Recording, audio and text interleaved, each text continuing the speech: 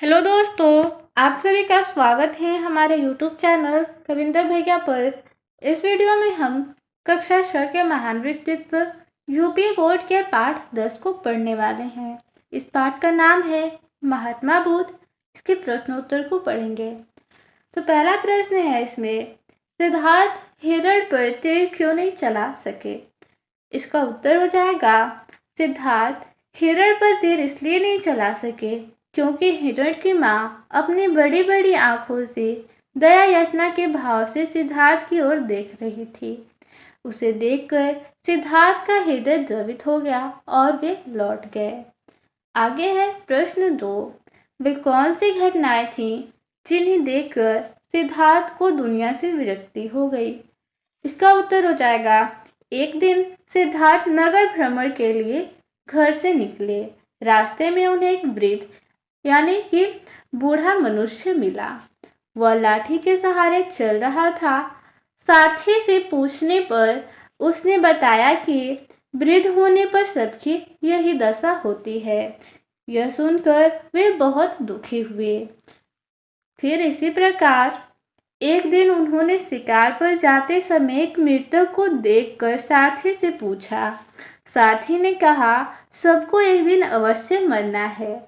इन दोनों घटनाओं को देखकर सिद्धार्थ को दुनिया से विरक्ति हो गई। आगे है प्रश्न 3, सिद्धार्थ बुद्ध कैसे बने? इसका उत्तर हो जाएगा, सिद्धार्थ गृह त्यागने के बाद सन्यास की भांति जगह जगह घूमते रहे। कुछ दिनों बाद वे गया पहुंचे और ज्ञान प्राप्त करने का संकल्प लेकर एक पीपल के वृक्ष के नीचे बैठ गए।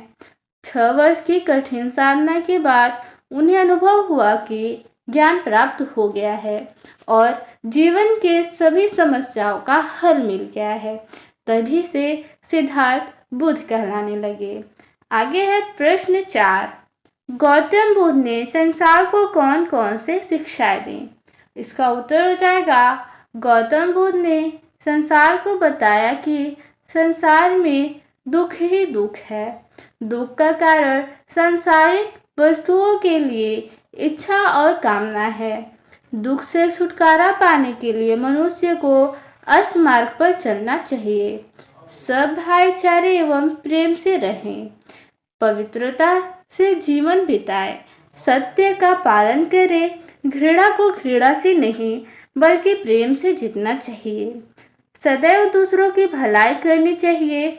दया, स्नेह एवं करुणा को अपनाना चाहिए। मनुष्य को धैर्यवान बनना चाहिए। उसे किसी का अपमान नहीं करना चाहिए। मनुष्य को संतोष से काम लेना चाहिए तथा स्वास्थ्य को बनाए रखना चाहिए। जाति पाति का भेदभाव दूर करना चाहिए। ठीक है, आगे है प्रश्न 5, रिक्त स्थानों की पूर्ति कीजिए। इसमें क नंबर प्रश्न है, सिद्धार्थ की पत्नी का नाम खाली स्थान था। तो सिद्धार्थ की पत्नी का क्या नाम था? रिक्त स्थान में भर देंगे यशोधरा। आगे है प्रश्न ख, सिद्धार्थ ने सेवक से कहवा दिया कि अब मैं खाली स्थान ही लौटूंगा।